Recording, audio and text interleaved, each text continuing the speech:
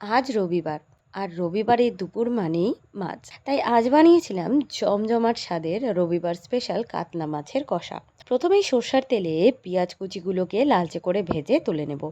এদিকে একটা ছোট বাটিতে কিছুটা টক দই নিয়ে তার মধ্যে ধনে গুঁড়ো, জিরে গুঁড়ো, লঙ্কা গুঁড়ো দিয়ে ভালো করে ফেটিয়ে রাখবো।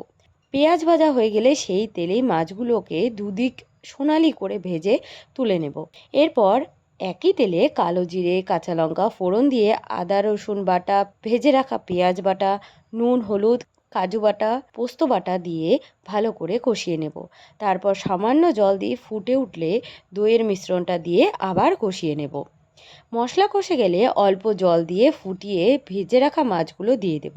শেষে সামান্য চিনি দিয়ে কয়েক মিনিট রান্না করলেই তৈরি হয়ে যাবে রবিবার স্পেশাল কাতলা মাছের কষা।